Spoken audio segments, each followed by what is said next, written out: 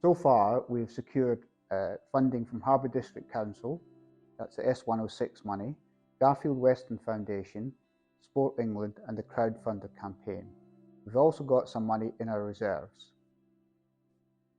We have also been liaising closely with the Football Foundation. They have indicated they'd be willing to support the project with a grant of up to $250,000, although this isn't guaranteed. In total, that would give us $650,000, but unfortunately there's still a significant gap of somewhere between $180,000 and £200,000.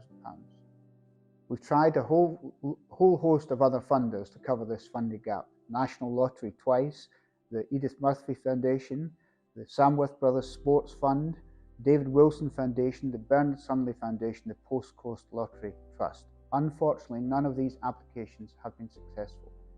Another source of funding that we have pursued is a public works loan from the parish through the parish council. We know that the Scraptoft Community Hub was largely funded through this. Unfortunately, at the moment, the parish council have declined to pursue this on our behalf.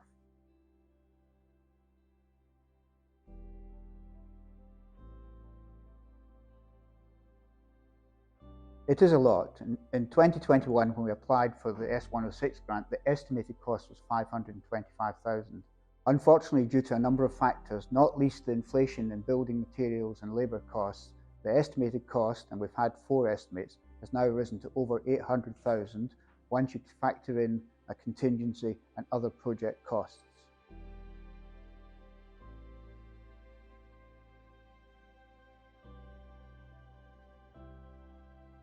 As it's a public building, we have to make sure it's accessible for all, satisfies safeguarding and equality requirements, and adheres to all relevant regulations for public buildings, such as fire safety. We also have to future-proof it and make sure that it's financially sustainable, including things like a heat pump and ideally solar panels, making sure that there is adequate space to make it desirable to prospective hirers, and making provision for any future expansion when funding allows. We have looked at whether we could reduce the size, but it would not be possible to meet the requirements of our funders with a smaller footprint. We have also looked at whether we could refurbish the existing building, or at least reuse some of the existing structure, but we have been advised by a number of parties that this would not be advisable. Further, the difference in cost is not likely to be sufficient to offset the loss in funding that would result. Most of the funding we have is provided based on being a new build, and we would also have to pay that if we refurbished.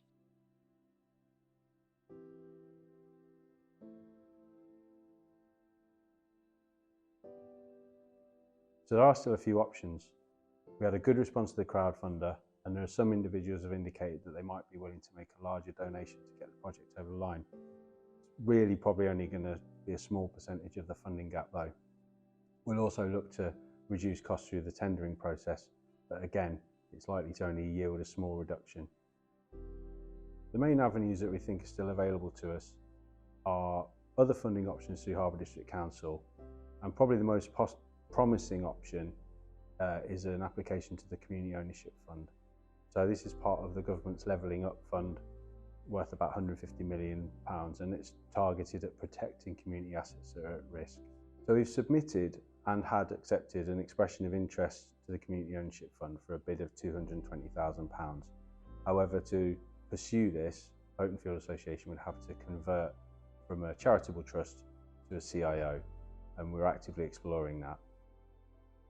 The CIO stands for Charitable Incorporated Organisation.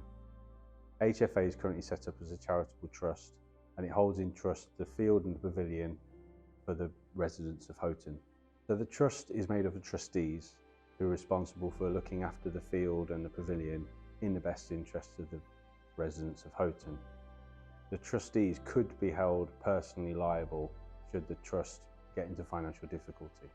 So residents have ultimate say over what happens to the field and the pavilion, and they can vote on any major decisions affecting the field or the pavilion. By converting to a CIO, the trustees will be more protected against financial liability, and hopefully that will encourage more people to come forward as volunteers. Also, the CIO is more like a company, so it would enable HFA to take out loans and hire things. But most relevant for this discussion is it opens us up to more sources of funding, particularly the Community Ownership Fund. Crucially, the rights of village residents remain, so to propose and vote on motions. The only requirement is that you're a member, and the only requirement to be a member is to be a village resident over 18.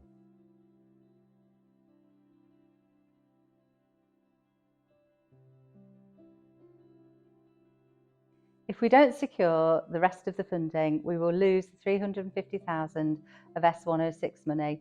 Ultimately, if this money is not spent, it will go back to the developers. We will also lose the possibility of getting the £250,000 of Football Foundation funding.